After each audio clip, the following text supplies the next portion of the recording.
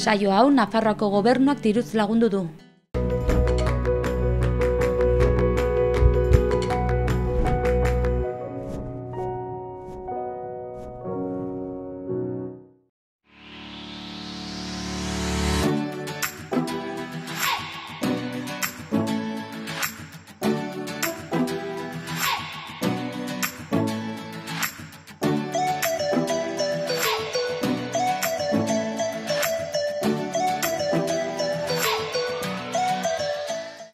Arratsalde on guztioi, gaur asteazkena da, urriak 2 eta gaurko egunerako 2 elkarrizketa dauzkagu programatuta. Alde batetik, Koldo Ayestarren etorriko da, Nafarroako ikastolen elkarteko komunikazio batzordekidea da, eta berak eta beste kideek egindako dokumental bat aurkeztera dator, eta bestalde, Aritz Gamboa etorriko da, bideak dokumentala ere aurkeztera, baina gu orai beti bezala hasiko gara gaurko eguneko edukiekin.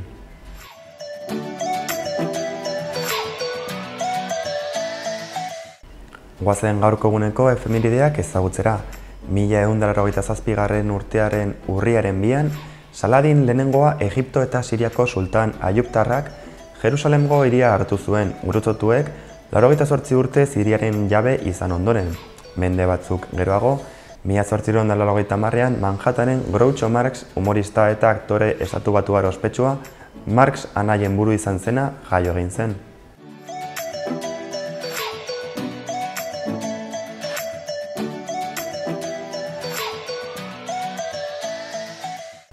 Errepasatu dezagun orain aste honetako agenda. Bihar Atarrabiako kulturetxean prefiestas kontzertua egingo du Nafarroako Orkestra Sinfonikoak. Sarrerak 5 euro balioko ditu. Bestalde, urriaren 4ean musika martxan tokiko gazte taldeen kontzertuak egongo dira zentralen, sarrera librearekin. Igandean, urriaren 6ean, Iruñean lasterketa solidarioa egongo da, 5 edo 10 kilometroko aukerarekin. Sarrerak 12 euro balio ditu eta 11etan hasiko da lasterketa. Bestalde, egun berean, Epa Txiki aurrentzako musikala egongo da Maria de Maeztu kulturetxean. Arratsaldeko 6etan izango da eta sarrerak 4 euro balioko ditu. Ikusiko duzue nola euskal abestitan munduko abesti estilo guztiak aurkitu daitezkela, ezta? Zanba zer da, inauterietako musika hori atzekaldea mugitzeko? Hala, ipurdia esan du. Kantatu nahi dut bizitza, usteltzen ez da zaititza. Balantzan jarriko nuke jainkoa banintza. Kaldera bat, badakizu zer den ukelele bat? Ukelela! Tiroleko txano bat. Jainkoa banintza.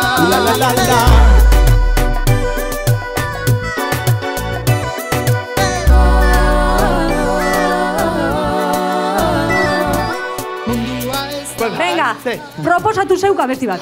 Binetan! Bai. Binetan! Gospel bat! Bueno, hurrengo! Zugarri gustatzen zait herri! Bestela datozen penai, ez diezurik bota nahi, niltzen naizen gauea behintzat egizero lasai. Haze konjuru kaskarra. Zer diozu? Kaskarra bai. Bai, Ziur zaude, Iker. Gaur bisita etorriko zaizula izango da Rukula kondea. Rukula? Trokola. Trokola? Drakulo. Dracula! Txua dantzan jarriko nuke jainkoa banintza. Egun berean, igandean, Eskupilota Master Txapelketa ospatuko da Navarra Arenan. Arratsaldeko 6etan izango da eta sarrerak 20 eurotik aurrera balio ditu.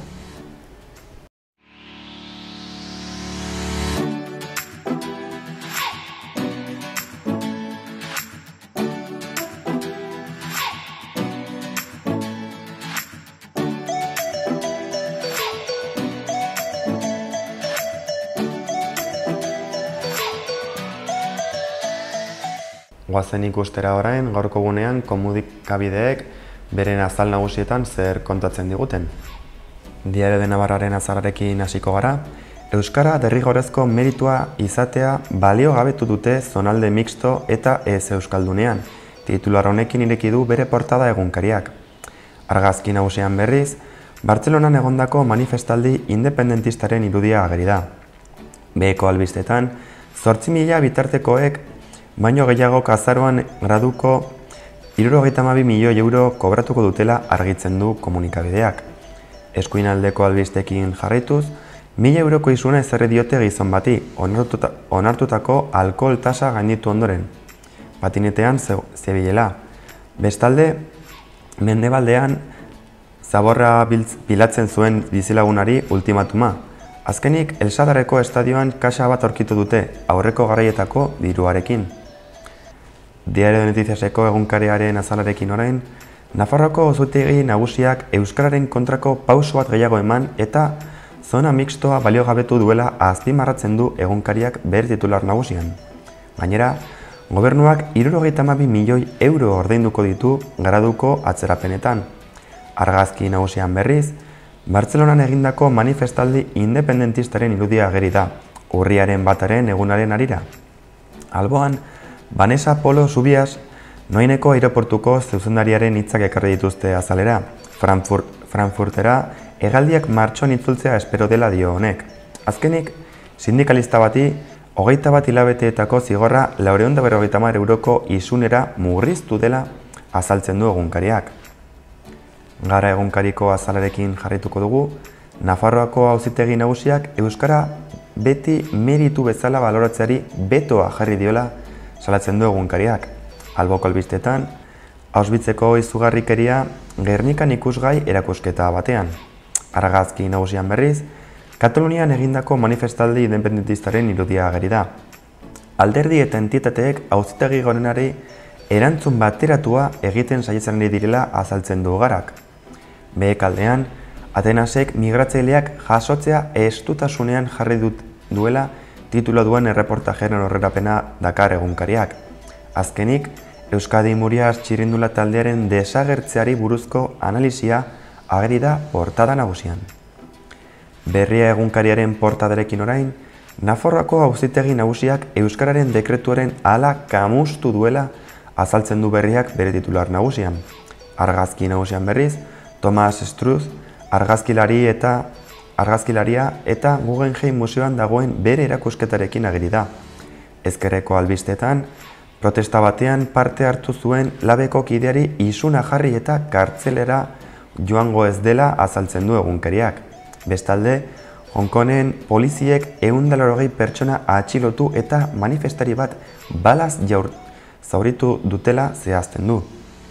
Hegazti migratzailei buruzko erreportaia dakarrela ere iragartzen du egunkariak. Eskuineko albisteetan berriz, Kataluniako sektore subiranistek dei egin dute desobedientza masiboarekin epaiari erantzutera. Azkenik, udaberri arabiar berriei buruzko erreportajea aurreratzen du egunkariak. Euskal Herria Irratiaren webguneko azalarekin amaituko dugu, Navarra Sumak Iruñeko udaltzainen borra luzagarriak berreskuratu dituela azpimarratu du irratiak bere webguneko titular nagusian. Bestalde, Iruñeko emakumeen etxea zabalik dagoela argitzen du ere. Eta azkenik, Sanferminetako talde bortxaketako biktimaren nortasuna ezagutarazteagatik 2 urteko eta erdiko zigor eskaera egin dutela zehazten du komunikabideak. Etxauriko albisteekin hasiko gara. Larunbatean, urriaren 5ean bazkari solidarioa antolatu du Etxauriko udalak Sahararen alde. Ordu 2:00 izango da Etxauriko udaletxean eta WhatsApp bidez eman behar da izena. Helduek 13 euro eta aurrek 7 ordaindu beharko dituzte. Gaur da izen emateko azken eguna. Horretaz gain, beste herrietan bezala urriaren 7 arte hautesle errolda kontsultagarri dago udal bulegoan, goizeko ordutegian. Eguesibarren, bestalde, asteburu honetarako egitarau kulturala antolatu du udalak. Larunbatean, arratsaldeko 7etan, Jule familiendako antzerkia eskainiko da, sarrera librearekin. Kale ikuskizuna da, umorea, fantasia eta irudimena bateratzen dituena. Horretaz gain, igande goizean, 12:30, Sarrigurenen 3 urtetik gorakoentzat, Gora Kasete haur programa ibiltaria izanen da, sarrera librearekin hau ere. Goazen orain Iruñako albisteekin.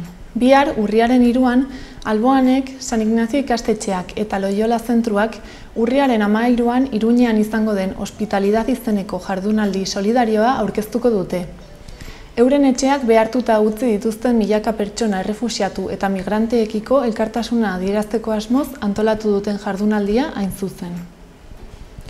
Horretaz gain, Iruñeak 8 istripu birsortu ditu bide publikoan, eskala naturalean, herritarrei gogorarazteko istripu tasa guztion ardura dela. Gaia aldatuz, argitaratu diren datuen arabera, alde batetik ekaina, uztaila eta abuztuko hilabeteetan turismo bulegoak 57.000 bisitari baina gehiago jaso zituela jakin izan dugu iazko periodo berean, baina 4,5% gehiago. Bestetik, Iruñean indarkeria matxistaren inguruan polizia municipalek jasotako deiak urtebetean 18% hazi direla ere jakinarazi dute.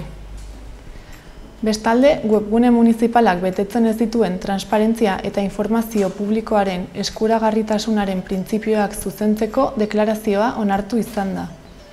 Gainera, Donibane eta Mendebaldeako haurreskolako egokitzeko planari jarraitutasun emateko deklarazioa ere onartu dute udaletxean. Era berean, babes zibileko auxiliarren posturako kontratazio temporalak egiteko 3 zerrenda eratzeko probak konbokatu dituzte.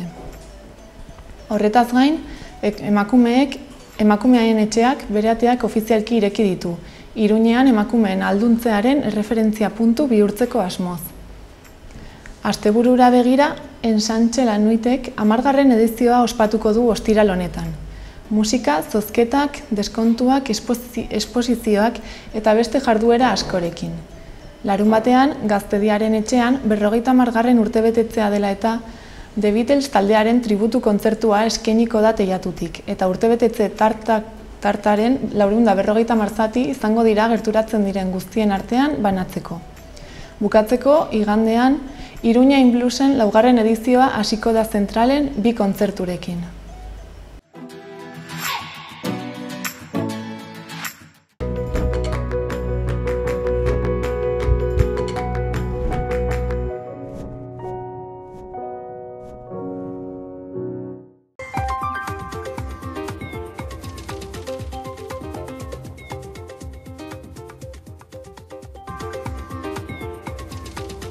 Zeroa tarteka lainotsu egongo da eta noiz behinka euri egingo du. Gauean eguraldiak hobera egingo du, ipar haizea indartsu ibiliko da, arratsaldean indarra galduz joanen da eta gauean aldakorri ibiliko da. Temperatura maksimoak nahiko edo nabarmen jaitsiko dira.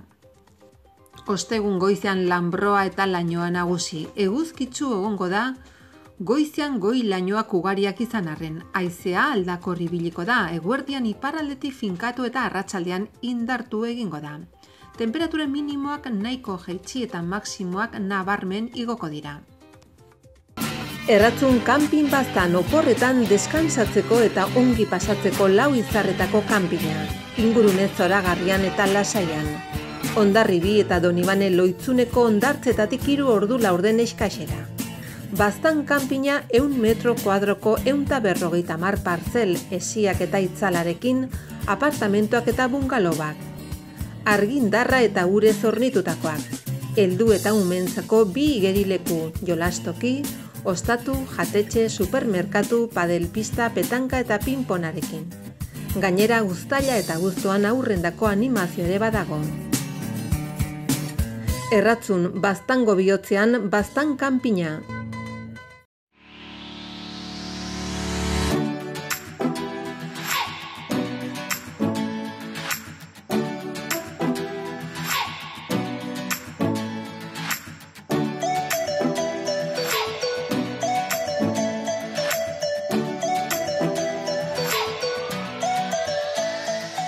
Magazinaren 2. partera iritsi gara eta gaurko gonbidatuei paso emanen diogu, lehen esan bezala, Koldo Ayestaran eta Ares Gamboa dauzkagu gurekin, bakoitzak bere dokumentala aurkeztera.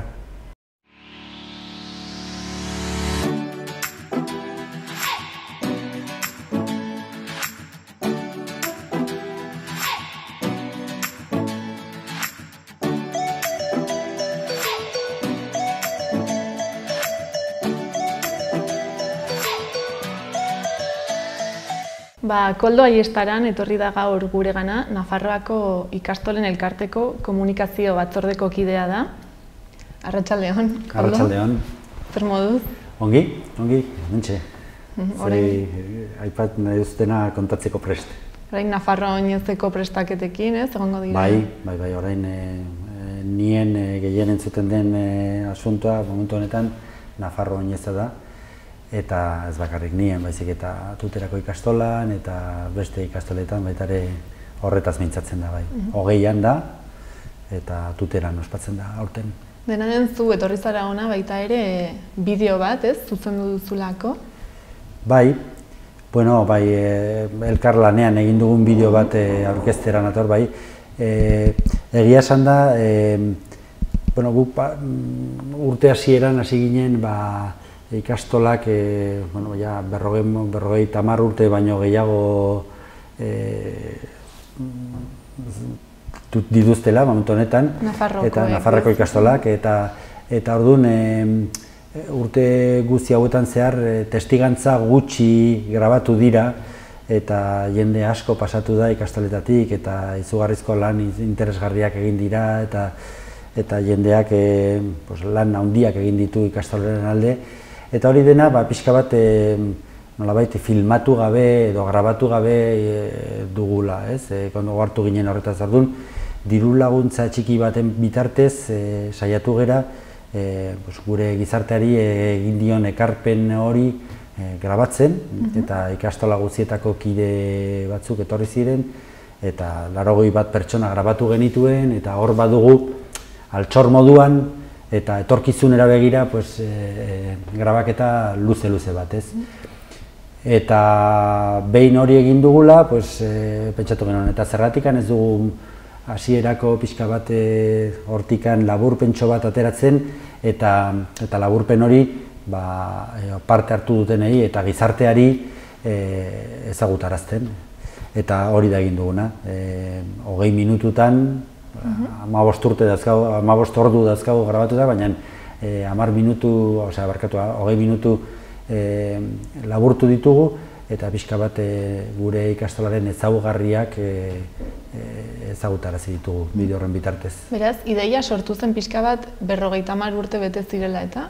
Edo lehenagotik ja... Bueno, nik uste dut beharra hor dagoela, gure ikastolak nik uste dut entitate garrantzitsu bat izan dela eta dela gure gizarterako, eta ohartu gera momentu oro grabaketa gutxi genuela, testigantza gutxi grabatuta etorkizunera pixka bat eramateko aukerarekin, eta orduan esan genuen, hau egin beharra dago, eta naiz eta prekarioki eta ez baliabide gehiegirekin egin, saiakera bat egin dugu.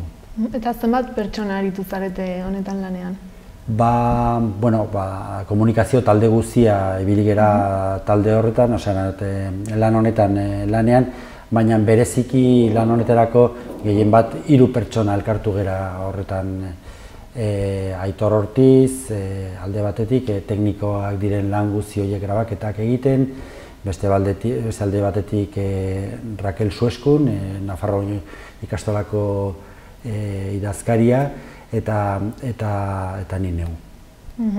Eta batu dituzue, esan duzu 80 pertsona, ez? Testigantzak emateko? Nola lortu genituen? Ez, grabaketak egin ditugu, ikastoletara deitu, mesedez testigantza ematen altzuten pertsonen batzuen izenak emateko, haiekin harremanetan jarri, egun batean euren kabuz etorri ziren Iruñara, eta Iruñako egoitza batetan grabaketak egin genituen. Eta zenbat denbora egon zarete bideo hau sortzen? Bideoa sortzen, gero horrela oso mardula den grabaketa baten ostean esaldiak moztea eta biltzea, badakizu lan luzea dela, baina hori eginda gero grabaketan, gero montajeetan, eta Aitor Ortizek oso lan ona egiten du horretan, eta bere kabuz hori dena prestatu zuen. Eta testigantza hauetan aurki daiteke denetariko, ez? Bai irakasleak, ikasle hoiak, gurasoak. Sortzaileetatik hasita, hori duela 50 urte proiektu hau martxan jarri zutenak ardatza hartuta, gero hortik landa sartu dira ikasle hoi, zuzendari hoi, irakasle hoi, irakasleak direnak momentu honetan, zuzendariak eta lehendakariak direnak, eta langileak, ikastoletako langileak. Hau da, pixka bat gure mundua osatzen duten eragile guzti horiek, bai. Eta aurkitu dituzue testigantza interesgarriak, ez? Bai, interesgarriak, bitxiak, eta askotan maitasun izugarria islatzen duten testigantzak, ez? Oso garai interesgarriak eta pozgarriak izan dira benetan hor lanean ibili diren pertsona askorendako, ez? Eta espero zenuten hau aurkitzea? Egia esan da ez genuen horren beste, nik sentimenduaren aldetik ez duen horren beste espero, baina egia da jendea gauza asko aipatzerakoan hunkitutaz aipatzen zituela, ez? Haiendako euren biziaren ikastolak bete du oso tarte importantea bizitzan. Gure seme-alaben ikasketetan parte hartu izana modu eraginkorrean, nik uste dut hori, ematen dizu horlako poz-bizi bat edo, bai. Eta jasotako testigantzen artean, zakit bat edo pare bat aipatu beharko bazten ditu horrela hunkigarrienak edo gehien harritu zaituztenak? Ez dakit, oraintxe bertan pixkat zurekin solasean ari ginenean, hasieran suertatu zaigu hori, adibidez, aipatuko nizuke, momentu honetan Alemaniatik etorritako aita bat eta Galiziako neska batekin ezkonduta dagona, eta Lizarran bizi direnak euren seme-alabak ikastolara ematen dituztela. Eta berak baita ere, elkarrizketa egiterakoan euskeraz egin genuen, tipoa gai izan da behintzat oinarrizko euskera hitz egin ahal izateko. Orduan, iduritu zait nahiko hunkigarria zer nolako naturaltasunarekin, zer nolako ziurtasunarekin aipatzen zituen gauzak, oso, hunkigarria, kanpotikan begiratuta, horrela. Eta, normalki sorreran ibili direnak, sorkuntza astapenetan, hor eman ziren aldaketak, hau da, oso prekarioki hasi zirenak eta gero ikastolaren mundua nola bilakatu den ikusita, horiek bizi izan dutenak nahiko harro eta pozik ematen dizkizutez bere testigantzak, ez? Oso polita izan da, bai. Eta gero, suposatzen dut, seguraski zonaldearen arabera testigantza motak ere desberdinak izango zirela, ez? Bai. Adibidez, Nafarroa iparraldeko ikastola bat edo hegoaldekoa. Baina nik uste dut ikastolaren nortasuna eta orokorrean hezkuntza eredua berdina denez, askotan gauza beretsuak aipatzen ziren, ez, ikastolarekiko.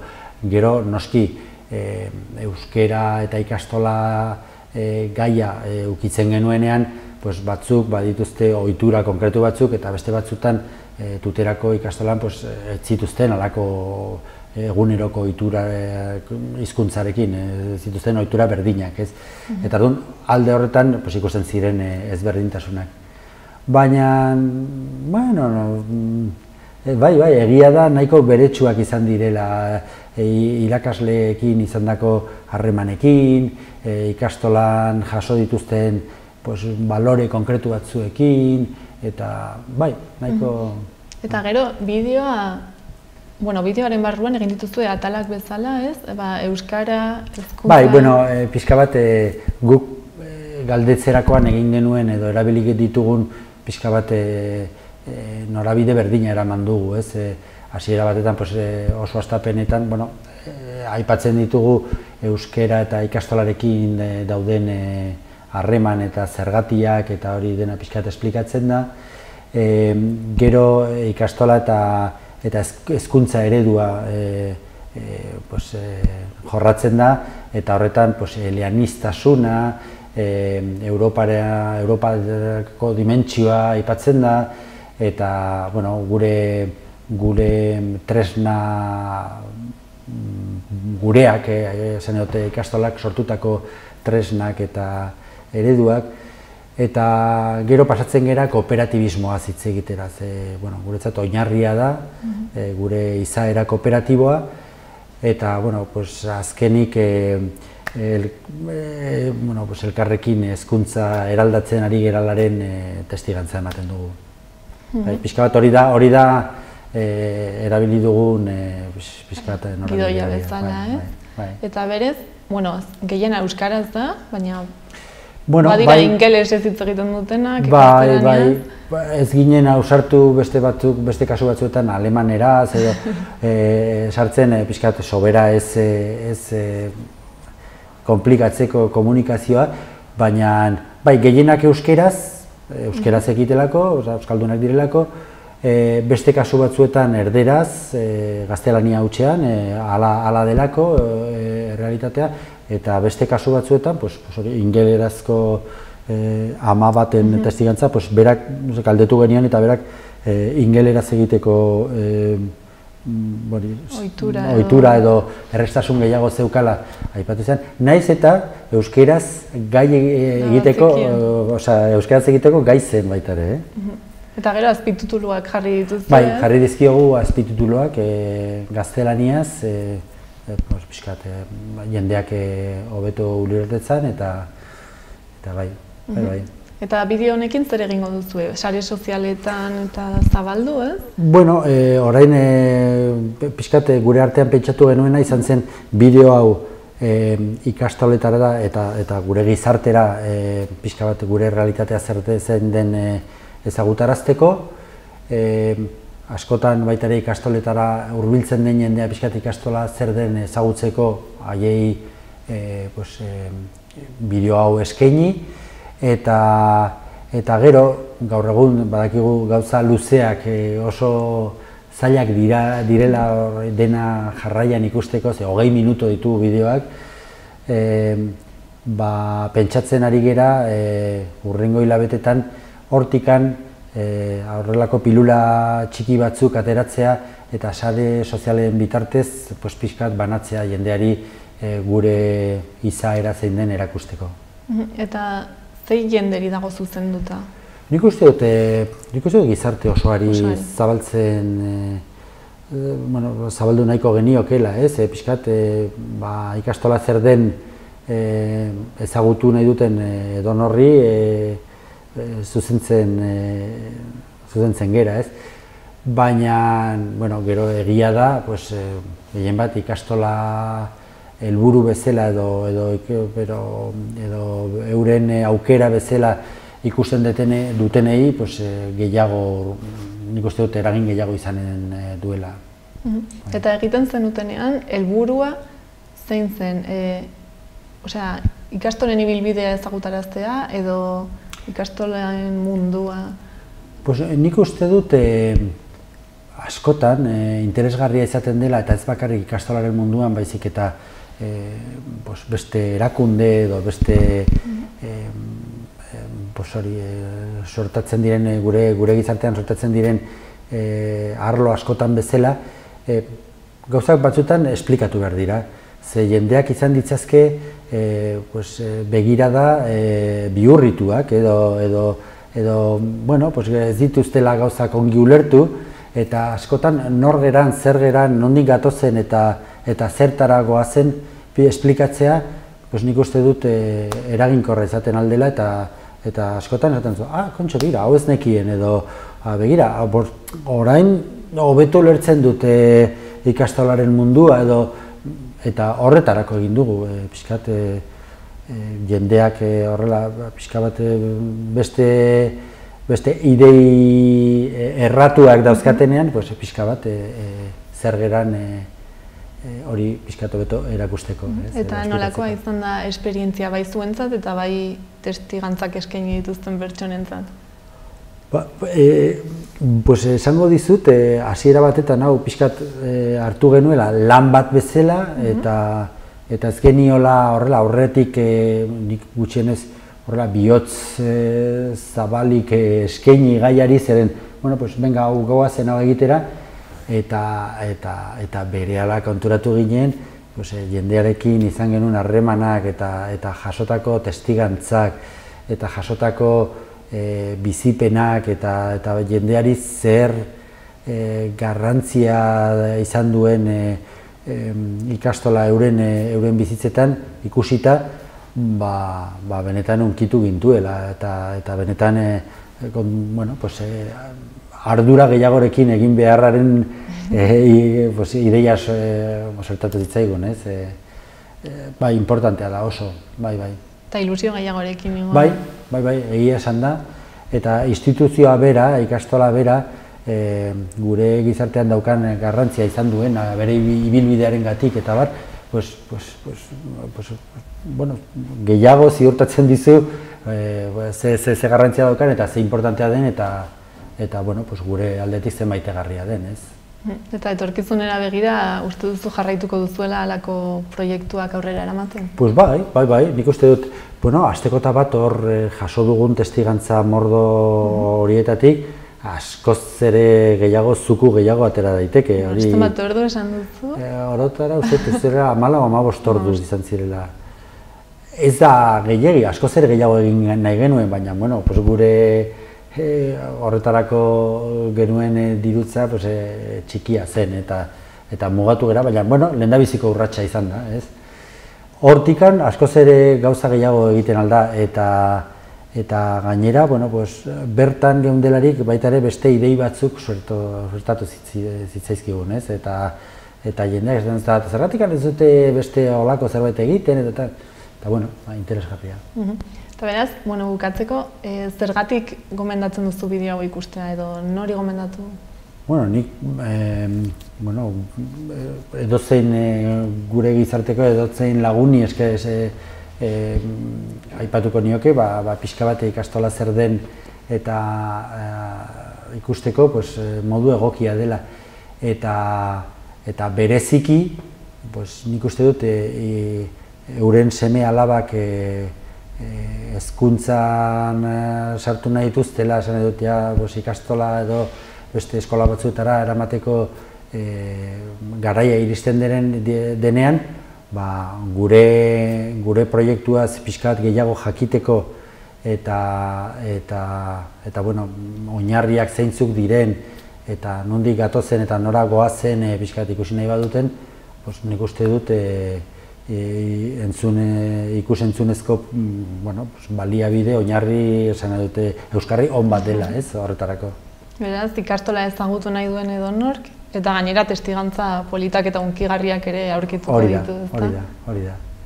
Eskerrik asko, Koldo, gurekin egoteagatik. Eskerrik asko, ni esker.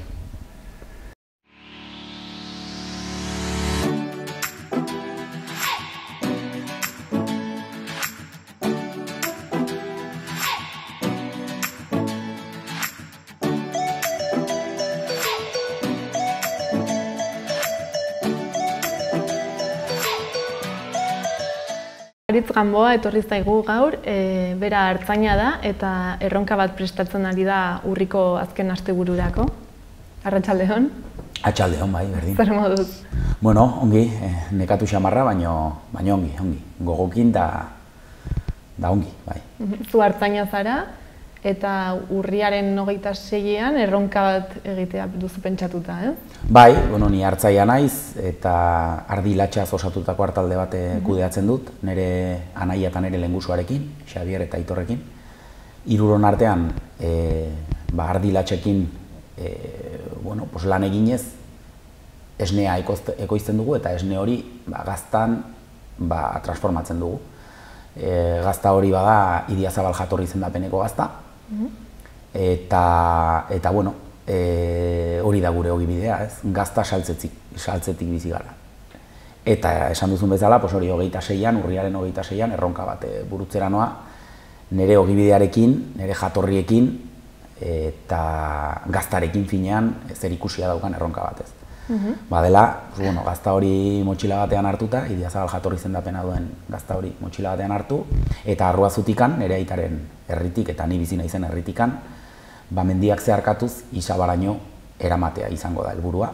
27an iristeko Izabara, eta Izaba da nire amaren herria, eta beraz nire familiaren beste aldea hor dago kokatua, Artzai jatorria duena ere, eta beraz Izabara iristen naizenean, erronkari gazta batengatik trukatu edo gutxienez partekatu egingo dut gazta hori, bi gazta horiek simbolizatzen dutelako mendialde horretan artzaintzak eduki duen garrantzia, eta gaur egun ere landa eremuak gure gizartean daukan garrantzia, eta hori balioan jartzeko erronka hau okurritu zitzaidan. Gelditu gabe, 160 kilometro gutxi gora bera, 8.000 bat metro positibo, eta hori da erronka, ea lortzen dudan. Eta zein da helburua, erronka honen helburua, zuretzat? Badago helburu bat dela, ez dakit nola esan pertsonala, bai? Hau da, nire bi jatorriei omenaldi bat egitea. Nire bi jatorri horiek Artzai jatorriak direla, aldarrikatzea, eta hori arrotasunez esatea, ze badirudi, 20. mendean behintzat, artzaintza eta oroar baserri gintza edo laborari mundua eta landa eremua gainditu beharreko eremu bat bezala ikusi dugula gizarteak. Eta, ni banator esatea, aldarrikapen bat egitea ez arronagola nire jatorrietaz. Jatorri horiek daukaten garrantzia gure gizartean, gure ekosisteman, gure kulturan, gure hizkuntzan, eta balioan jartzea izan ginen hori ez. Eta zertarako, gaur naizena, gaur Artzaia naiz, hori ere balioan jartzeko, errealitate bat da, gaur egun errealitate hori existitzen da oraindikan, eta gainera etorkizunean existitu behar dela, hau da, izan nahi dugulako. Eta helburua da, nire jatorrien bitartez balioan jartzea guzti hori. Bat, omenalditxo bat nire familiari, baina familia horri egiten didan omenalditikan, nire herriei egiten didan omenaldi horretikan, gure, hau da, gizarte baten errealitate ordezkatzen duen ondare guzti horri omenaldi bat egitea eta balioan jartzea. Eta gero, horrekin dokumental bat ere prestatu nahi duzu ez, edo horretan zabiltzate, bideak dokumentala? Bai, azkenean bideak proiektu honen izena ala behartzuen, ze azkenean bide ezberdinak saretuko ditugu, bide bat egingo dugu, orain arte, duela 500 urte inguru egin zen bide bat, Nafarroako independentzia babestera erronkariko tropek erronkaritikan sakanaraino egin behar izan zuten ibilbidea, 200 bat soldadu, gudarik, ez? Gaztelako tropai aurre egiteko. Oso modu simbolikoan, ze 200ek 14.000aren kontra ez zuten ezer egiterik, baina, denbora tarte bat eman zioten erregeari eta korteari ihes egin ahal izateko, eta beraiekin artxibo guztia eta ondare guzti hori eraman ahal izateko, ez? Duela 500 urte bidea horretarako egin zen, gaur, esan dudan helburuarekin egingo dudan bidea izango da, eta hori egiteko bide ezberdinak hartuko ditu. Eta bide horiek badira historia ezberdinak biltzen dituzten bideak. Historia horiek dira gure ondarearen parte eta horiek balioan jarri nahi ditu. Eta hori balioan jartzeko ezinbestekoa zen modu material batean biltzea eta horregatik dokumentalarena. Hau da, bideak dokumentala hortik handatorrez, ikusentzuneko bitarteko batez, hori biltzen saiatzea eta hor gelditzea. Edo zeinek ikus dezan, kritikatu dezan, eta etorkizunera ere mugimendutxo bat sortu dezan. Eta protagonista desberdinak daude dokumental hontan? Bai. Guztiak artzaintzaren munduan? Ez, hemen ideia da, denok nolabait ere islatuta ikustea gure burua ondare honen baitan. Eta hor dago gizarte bat, egia da, landa eremuko gizarte bat dagoela, artzainen bidez, baserritarren bidez, bertan bizi diren herritarren bidez, baina baita ere mundu urbano bat badago. Eta ezinbestean elkarren harremana behar dutena. Hau da, landa eremuak eskaintzen dio hiriari, bai energia, eta baita ere elikagaia. Eta beraz, zubi batzuk eraiki behar ditugu, landa eremua bizirik egon dadin, bestela hiriak ez du bizirik egoterik. Eta orduan dokumentalen honen helburua da bide hauetan denok elkar topatzea. Eta nola modu ezberdinetan, egongo gara hartzaileak, baina egongo dira mendi korrikalariak ere, egongo dira kirol munduko pertsonak, modu batean edo bestean inplikatuak daudenak, egongo dira ere historiarekin zerikusia edo historiagintzan zerikusia daukaten pertsonak, gure ondarea balioan jartzen lana egiten dutenak, gastronomia eta elikadura munduko pertsonak, esan edo gure gizarteak ordezkatzen dituen eremu ezberdinetatik, bideak egingo ditugu proiektu honetan parte hartzeko. Eta hori bai, erdigunean kokatuko ditugu gazta eta hartzaileak. Pentsatzen dugulako momenturen batean, gizartean, gure erdigunea ere behar dugula eta hori aldarrikatu behar dugula. Eta horretarako eraiki nahi dugu baita ere proiektu hau, ez? Azkenean, bideak eraikitzeko eta zubiak eraikitzeko, bi mundu hauen artean, gehien bat gure mundua beharrezkoa delako, eta beraien konplizitatea behar delako, kontsumoaren bidez, egiten diren legeen bidez, hartzen diren erabaki politikoen bidez, azkenean politika gune garrantzitsuenak hirigunetan daude, eta hiri kultura batetik hartzen ari dira, eta landa eremua gero eta baztertuago gelditzen ari da. Orduan, elkarren behar hori ezinbestekoa ikusten dugu, eta beraz, horretarako saiakera txiki bat ere bada. Beraz, ari zara jasotzen, proiektu honetan parte hartzen du denetariko jendeak, eta ere babes handia jasotzen ari zara, ez? Bai, proiektu hau aurrera ateratzeko ezinbestekoa da jasotzen ari naizen babesa modu ezberdinetan, bai? Hor badago jendea lanean ari dena proiektu honetan, laguntzen ari dena edo parte izaten ari dena. Badugu adibidez, Iker Karrera bezalako mendi korrikalari bat, oso aditua eta punta-puntakoa kriston esperientzia duena distantzia luze hauetan, ez? Eta bere esperientziak eraman dio mundu guztian zehar luze eta zabal lasterketak egin eta marka oso onak jartzeko. Bere esperientzia oso importantea izan dudan eretzat, berak asko lagundu didalako bidea hau nola kudeatu behar dudan, horrelako erronka bat. Gainera Iker Karrerak badauka ezaugarri bat, eta da landa eremuko teknikaria da, baserritik jaioa den pertsona da, baserri gizona da, eta beraz ikuspegi orokor horretan asko laguntzena, asko hitz egiten dugu, eta egia esan ezinbesteko persona da, ez? Baita ere Iker Martínez, bada mendi korrikalaria ere, iraupeneko eskian ere asko ibiltzen da, lasterketa ugaritan parte hartzen du diseinuan eta antolakuntzan, eta bera izan da ibilbidea pixkat nolabait ere egituratu duena, ez? Eta ibilbide horretan dauden pertsonak koordinatu dituenak, eta bar. Hori pertsonen aldetikan, badugu baita ere entitateak edo parte hartzen ari direnak, ez? Adibidez, Idiazabal jatorri izendapenak laguntza eman dio proiektua, babesa eman dio proiektuari, jatorri izendapenetan ere erronkari jatorri izendapenak ere bat egin du proiektu honekin eta babesa eman digu, Hartzai Gazta elkarteak,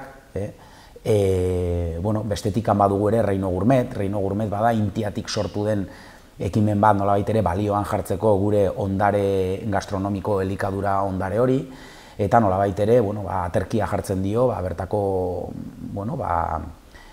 denominazioei eta horren atzean egiten den lanari, ez? Horiek ere Intiatikan lagundu egin gaituzte, lagundu egin gaitu eta oso importantea da izaten ari dena niretzako da Xalok zentroa Etxarrin, hau da dietetika, nutrizio, estetika eta kirol zentro bat, eta bertan daude neri laguntzen ari nauten profesionalak, bai kirol prestakuntzan, AC Training taldeko Eugenio Torrano, Dani Ramos fisioterapeuta eta Ana Carmen Guarte dela Xalokeko, nutrizionista, dietista ez, eta Xalokeko arduraduna.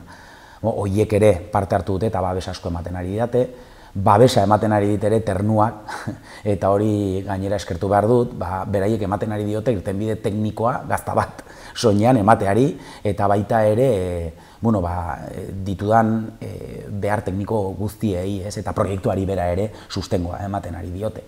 Ternuak badu linea bat lan egiteko dela ingurugiroarekin respetu osoak diren prozesuak martxan jarri eta proiektuak martxan jartzea, hor proiektu ezberdinak martxan jarri dituzte, plastikoekin, birziklatutako materialak eginez, arrantzontziekin tako sareekin, eginda, bueno, tinteak sagardotegitako intxaurrazalekin, hor dauzkate proiektuak beti ez, eta hor, bueno, proiektu batzutan dabiltza oso interesgarriak direna gure sektorearen dako, eta hor proiektu honetan egotea importantea zen. Eta nola ez ere Musu Estudio, zuzendaria azkenean, Xabier Unanua, Musu Estudiorekin ematen ari dio forma dokumental guzti honi. Hau da, babesa ikusten duzun bezala, haundia da, baina ez da hor gelditzen, gainera. Haude personak aportatzen ari direnak. Crowdfunding kanpaina bat martxan daukagu, eta honezkero, bueno, jendeagia parte hartzen ari du, eta ematen ari dio proiektu honi sustengua ez. Eta bidean laguntzen ari diguten jende pilo bat dago ere. Jende horien artean badaude, ibilbidea trazatzen laguntzen ari digutena lurraldez lurralde, ez? Badago jendea logistika aldetikan erantzuna ematen ari digutenak. Esan nahi dut, azkenean honen atzean badago kriston jende pila lanean, bolondrez moduan gehienak, asko sustengu ekonomikoa ere ematen ari dira, ezinbestekoa dena proiektua bateratzeko. Beraz, zure galdera motza zen, laburra zen, baina esan beharra neukan hau guztia, ze norbait atzean uste balin badu barka nazala, baina eta gero komunikazio aldetikan ere oso garrantzitsua da egin beharra daukagun lana, ze egiten ari garen lan guztia, hau ezagutzen ez balin bada, zentzurik ere apenas eukiko luke ez. Eta hor laguntzen ari digu, oskiak, goiakarizketak, berak nolabait ere community manager funtzio hori egiten ari da, eta bere laguntza gabe ere hau askoz ere astunagoa litzateke, bai komunikazio, bai marketing aldetikan, bai esponsorrak edo patrozinioak bilatze aldetikan, horren atzean dago, eta eskertzekoa da laguntza hori eta gainera ezinbestekoa. Eta erronka bururatu zitzaitzunean pentsatu zenuen hain handi bilakatuko zela eta hainbeste jende involukratuko zela? Ez, egia esan, hau pentsatu izan banu ez nuke egingo. Momentuan hau ikusten irudikatzen baduzu edo gai balin bazara horrelako konplexidadea daukaun gauza bat irudikatzea, nire ustez arriskutsua izaten dela, ze galtzen duzu, ez dakit nola ere, ez beldur horiek iristen zaizkizu, niretzako asko sinpleagoa izan duzen. Nik ikusten nuen, historia bat kontatu behar zela, balioan jarri beharra zudela gauza asko, sektoritikan behar batzuk ikusten dituen, hausnarketa batzukin parte hartzen ari nintzen gizartean, beste eremu batzuetan, eta zerbait egin behar zela. Eta orduan ideia hau iruditu zitzaidan oso polita. Eta gero, ideiak hartu du indar bat, eta indarra eta neurri bat, eta joan da, haunditzen. Eta haunditze prozesu horretan, gure esku zegoen guztia egiten saiatu gara, eta hori da hartu duen neurria. Bere gabezi guztiekin, bidean, eta hori da polita, ideia bat duzunean jarri biltzen, bideak egiten hasi, eta bide horiek beste bide batzuk erakutsiko dizkizu, baina beti bidea aurrera egiten baduzu, azkenean, atzera begiratzen duzunean, esatu duzu, onnutza iritsi naiz, ez nun pentsatzen onnutza iristea, eta hau da dagoen aberastasun guztia ingurune horretan.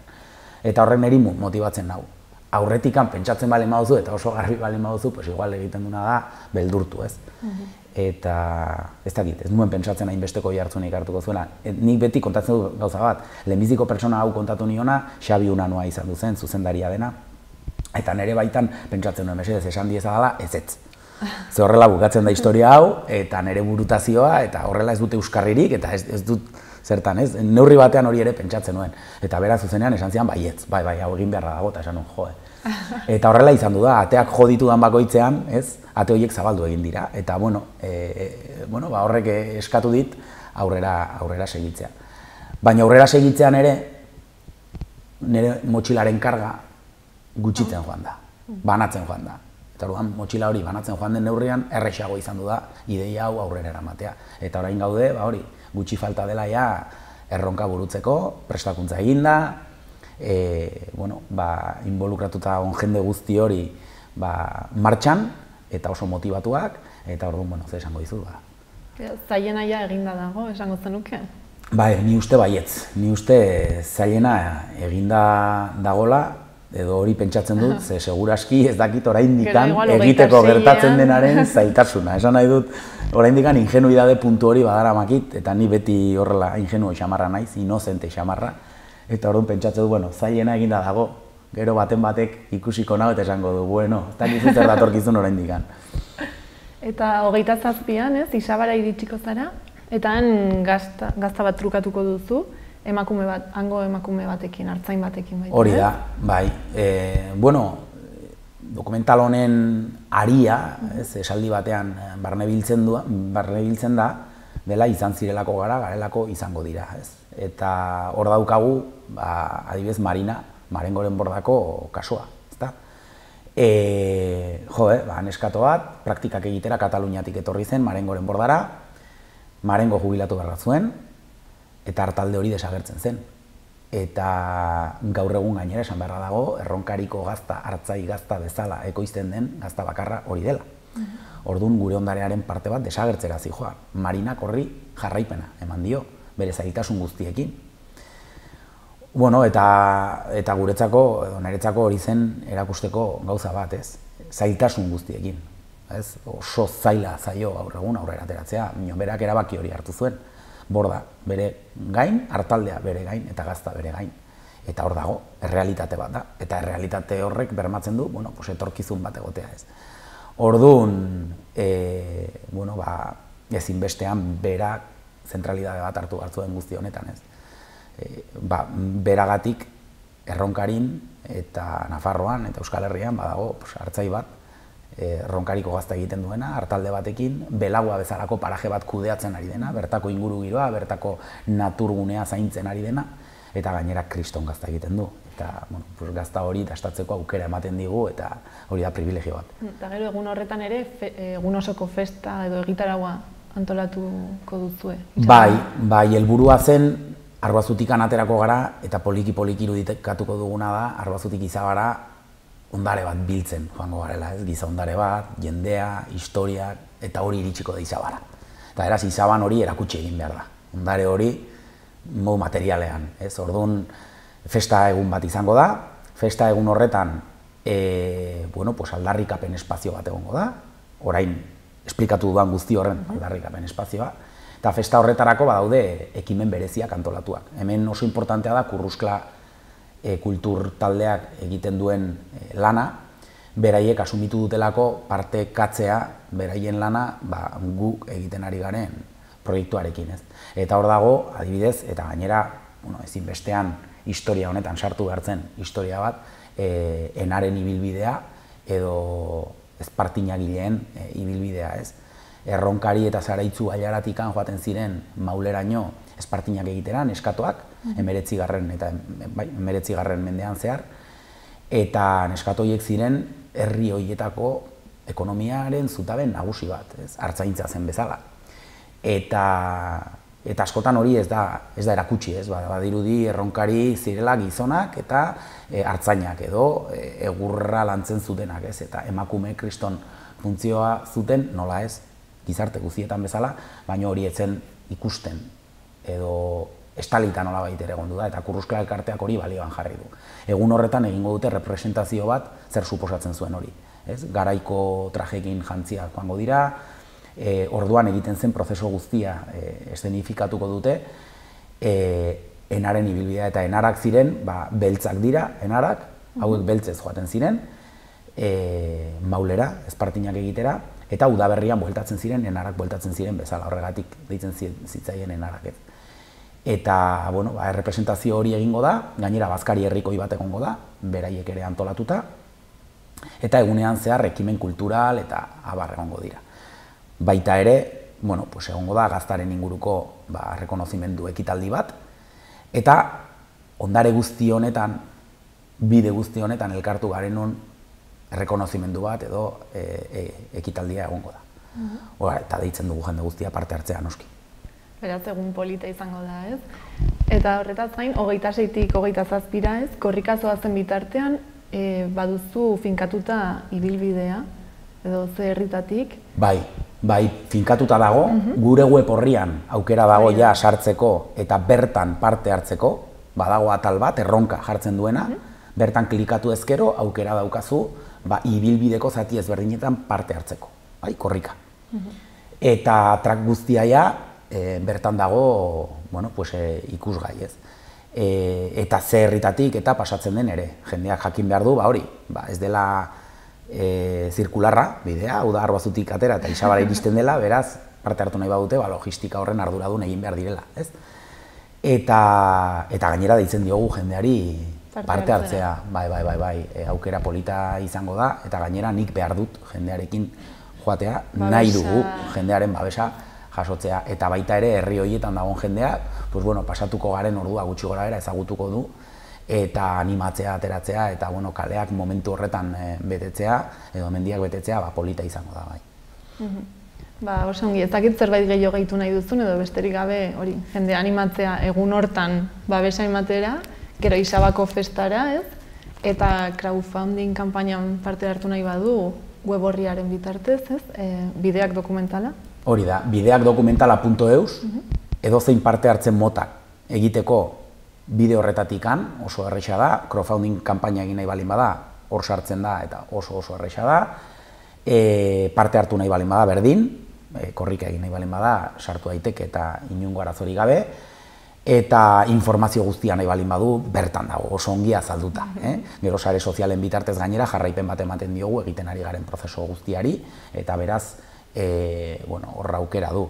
Eta uste dut luze eta zabal esplikatu dela dena, besterik gabe, eskertu nahi nuke bide honetan bide lagun izaten ari diren guztiei, eta bide lagun izango direnei, oraindikan bidea egin behar delako. Pentsatu zazue, 2020an dokumental hau ateratzeko asmoa dugula, eta hor beste bide bat egongo da, ez, dokumentalaren bidea. Orain egiten ari gara, denon artean, errealitate bat, eta gero errealitate hori ikusteko aukera izango dugu, eta, oraindikan bidea luzea dela. Eta eskerrik asko, aukera emateagatik kontaz hitz egiteko, eta berzuek ere animatzen zareten bertan agertzea. Mila esker, eta ea ongi doan guztia, eta hori, zuerte hon. Eskerrik asko zuei.